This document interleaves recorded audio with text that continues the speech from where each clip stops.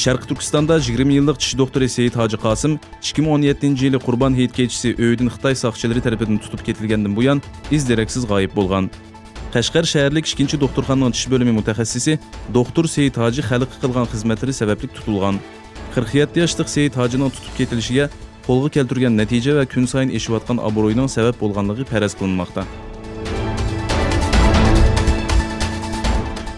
Xitoyning Sharq Turkistondagi yig'ilish lagerlarida tutayotgan Uyg'urlarni Kevaz Etizirda majburiy emgak salganligi o'tirg'i chiqdi.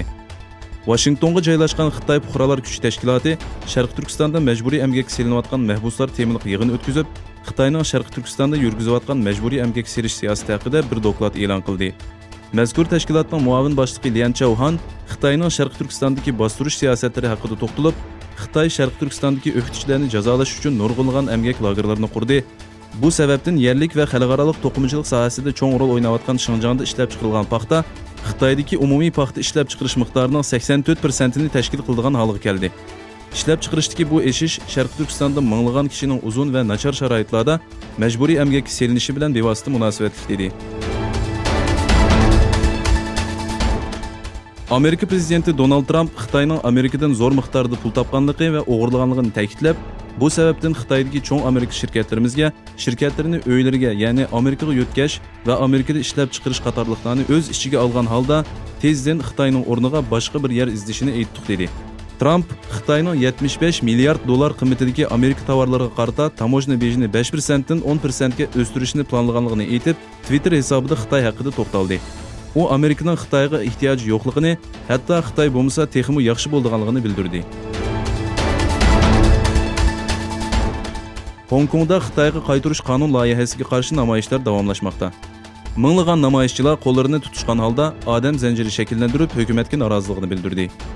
Namoyishchilar shaharning o'xshash bo'lmagan joylarida jam bo'lib, qo'l tutishish orqali Hong Kong zanjiri shakllantirdi. Metro bekatlari, tosh yo'l bo'ylari, shahar yo'llari va sayohat o'rinlarini to'shqizgan namoyishchilar Hong Kongliklar erkinlik uchun kurash qilayli, qonun loyihasi qaytarilsin degandek shuarlarni to'ladi. Yevropa ittifoqi doiralarining savdo urushi siyosati va Google, Alma, Amazon, Microsoft va Facebook qatorliq Amerika shirkatlariga qarshi 173 betlik bir plan tayyorladi. Politico to'rining xabar qilishicha, planda oldi bilan Yevropa kelajak fondi ta'sis qilish tavsiya qilingan. Bu orqali kelgusida Yevropa shirkatlariga 100 milliard dollarlik mablag' selinib, Amerika va Xitoyning texnika shirkatlariga qarshi muvozanat shakllantirish nishon qilingan. Türkiye sobiq yo'ldoshi tarafidan vahshiylarcha o'ldirilgan Amina Bulutga yig'ilmoqda. Ommaviy taratqularda zo'r g'ulg'ula qo'zg'agan bu voqea haqida Amina Bulut xat kuchi bilan qisqa vaqt ichida 1 million tweet yo'llandi. Qirqqalada yuz bergan va butkul Turkiyani zilzilaga solgan voqeada Amina Bulut 10 yoshli qizining ko'zi oldida burunqi yo'ldoshi tarafidan bo'g'izlanib o'ldirildi. Ommaviy taratqularda tarqatilgan videoda Amina Bulutning o'lishini xohlamayman degan faryodi bilan qizining "Ana, o'lma" deb yolvurishlari ko'g'ichlarning yuraklarini ezdi.